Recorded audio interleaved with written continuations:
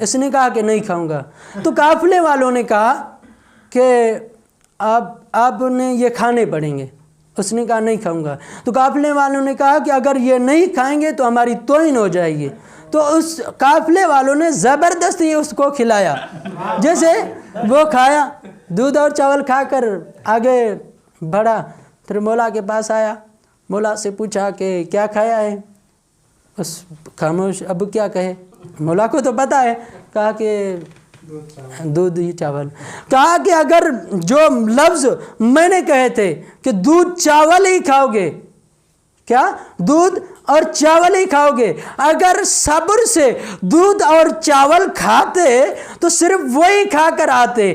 اس نے توجہ کرنا, اگر صبر سے دودھ اور چاول کھاتے تو وہی کھا کر آتے, لیکن آپ کو صبر ہضم نہیں ہوا, یعنی آپ نے صبر نہیں کیا, تو اس وجہ سے آپ دودھ اور چاول کے ساتھ مار بھی کھا کر آئے ہو.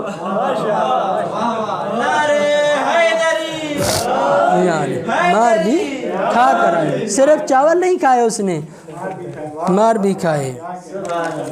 تو محمد وعلى محمد صلوات اللہ صلی علی محمد وعلی محمد. یہ ماہ مبارک کی آخری ایام, ہمارے لیے آخری ایام ہے.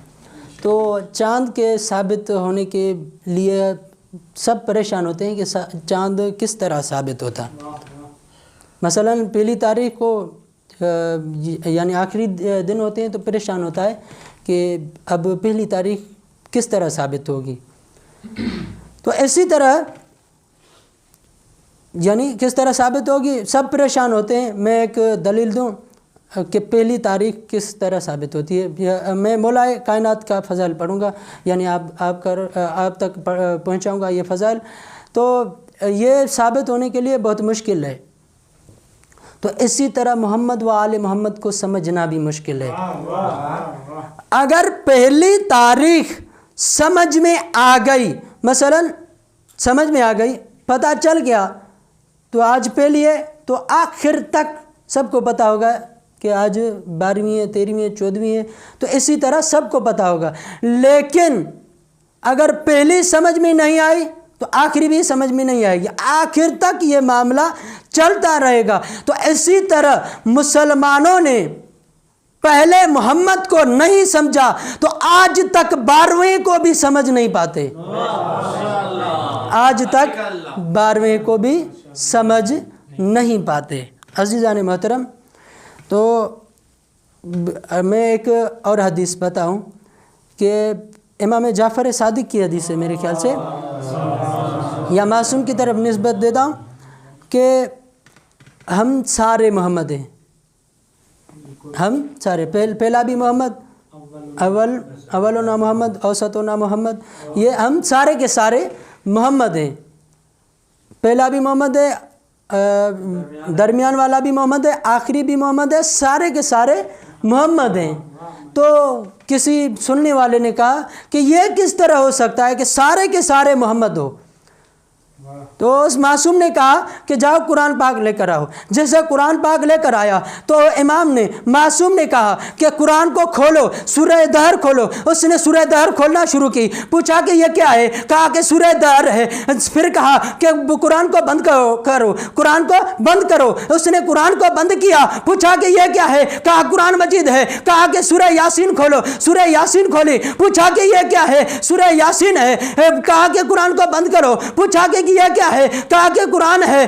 کہا کہ یہ سورت کھولو, سورہ کوثر کھولو. پوچھا کہ یہ کیا ہے, کہا سورہ کوثر ہے. پھر کہا کہ قرآن کو بند کرو.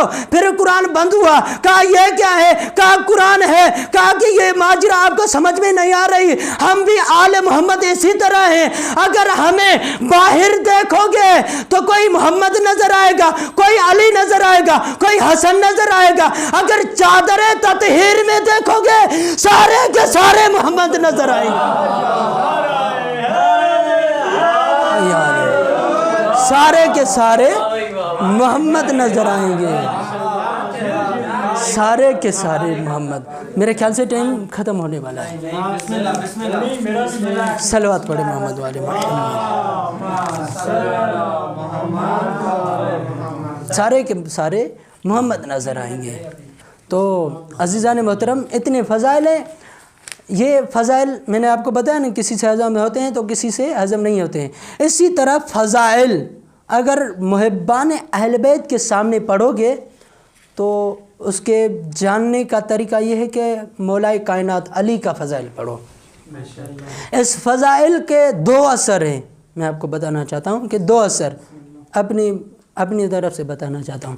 2 اثر ہیں، جس طرح بجلی کے 2 اثر ہوتے ہیں نا، ایک ہی وقت میں یہ بخاری مثلا ہیٹر وغیرہ چلاتے ہو، یعنی بخاری چلاؤ گے، اور ایک ہی وقت میں آپ اے سی چلانا چاہیں تو اے سی بھی چلا سکتے ہیں، اے سی اور ہیٹر دونوں ایک ہی وقت میں۔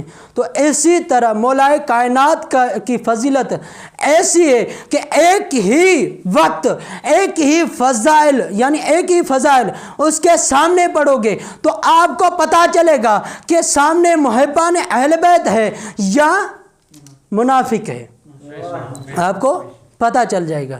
اگر آپ مولا کائنات علی کی فضیلت اس کے سامنے پڑھو، اگر اس کی دل میں خشوع و خضوع یا اس کی دل یا اس کا چہرہ مسکرانے لگے تو سمجھ جاؤ کہ محب اہل بیت ہے۔ اگر اس کا چہرہ لال ہو جائے، زرد ہو جائے تو سمجھ جانا کہ یہ بغض آل محمد سے جلا ہوا ہے، یہ بغض آل محمد سے جلا ہوا ہے۔ عزیزان محترم، آخری فضیلت پڑھ کے آپ کی زحمتوں کو تمام۔ لوگ کہتے ہیں کہ کچھ کے فضائل آپ بیان کرتے ہو، کچھ کے نہیں کرتے، تو میں بی بی عائشہ کی روایت آپ کے سامنے سناؤں کہ عائشہ کر رہا ہوں، روایت سناؤں کہ وہ اپنے بابا کے سامنے بیٹھی ہوئی ہے، لیکن نظر اس کی علی مولا کے چہرے کی طرف ہے، علی مولا کے چہرے کی طرف ہے۔ اس کا والد اس کو دیکھ رہا ہے، اس سے باتیں کر رہا ہے، لیکن اس کی بیٹی اس کی طرف نہیں دیکھ رہی۔ پوچھ رہا ہے کہ بیٹی یہ کیا ماجرا ہے، آپ نے یہ کیا بنا رکھا ہے کہ بات مجھ سے کر رہی ہو، دیکھ کسی اور کی طرف رہی ہو، بات مجھ سے کر رہی ہو، دیکھ کسی اور کی طرف کر رہی ہو، کیا ماجرا ہے؟ تو بی بی عائشہ نے فرمایا کہ بابا، رسول خدا نے فرمایا تھا کہ علی کا چہرہ دیکھنا عبادت ہے، توجہ کرنا، علی کا چہرہ دیکھنا عبادت ہے، اس وجہ سے میں علی کو دیکھ کر ثواب بھی حاصل کر رہی ہوں اور آپ سے بات بھی کر رہی ہوں۔ رسول خدا نے فرمایا کہ صرف علی کا چہرہ دیکھنا عبادت نہیں، یہ تو عام بات ہے کہ ہر کسی کا چہرہ دیکھنا، یا ایسے کہوں کہ علماء کا چہرہ دیکھنا بھی عبادت ہے، علماء کا چہرہ دیکھنا بھی عبادت ہے۔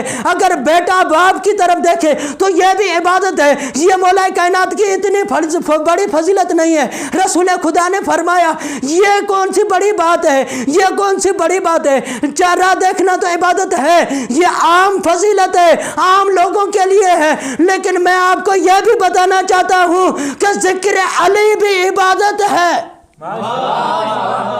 ذکر علی بھی عبادت ہے، یہ ہر ایک کے لیے نہیں ہے، ذکر علی بھی عبادت ہے۔ صلوات پڑھے محمد وعلی محمد۔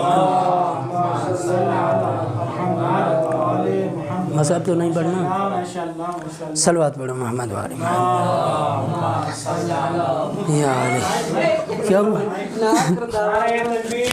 یہ بند تو کرو۔